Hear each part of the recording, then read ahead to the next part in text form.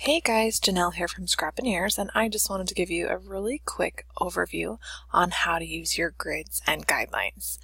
To set them up, you just need to go to Edit, Preferences, Guides, Grid, and Slices.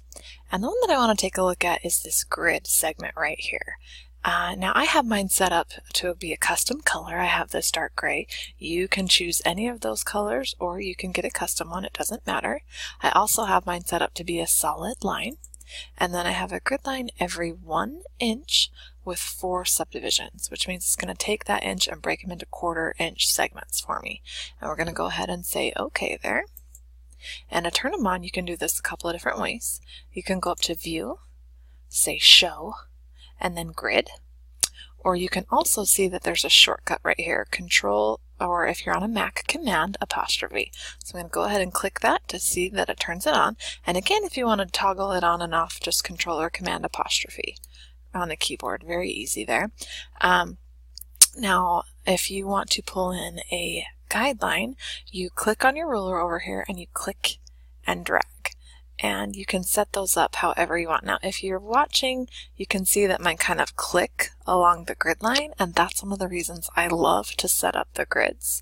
If you go to View and then Snap To, you can set it up to snap to your grid. You can see that I have it selected. I'm going to go ahead and uncheck this so you can see what happens when it's not set up. Now I can put it along anywhere that I want to. Which is great in some ways, but if I'm trying to set up, I've got it at 1 inch on this side. If I try and bring it over here to 11 inches, so it's an inch away from the corner, it's going to be kind of hard to get it exact, and you're going to be toggling back and forth there trying to figure it out. But if I, again, go to View, Snap To, and Grid, I can take this, and it's going to snap exactly there. And again, I can take from the top and pull down a horizontal guideline as well. So it comes in really handy if you're trying to set up a symmetrical or just anything that you need guides. And then one of the things that I love about the Snap To as well, which again, you go to View and Snap To, it also works with your shape tool. So let's say that we want to do a shape here. Okay, I've got a fill and a stroke, perfect.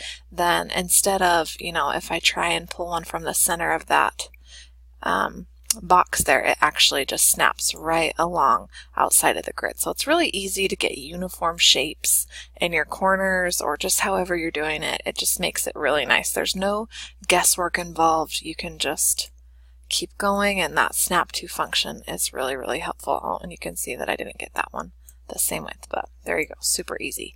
So this is how I use guides and grid lines, guidelines and grids and Snap To. And I found it really helpful when I'm making my layouts. And I've posted a bunch of layouts below that you can look and see how, some kind of fun examples of where I've really utilized the grids. So hopefully this was helpful and something that you can use on scrapping in the future. If you have any questions, be sure to let me know, and we'll see you next time.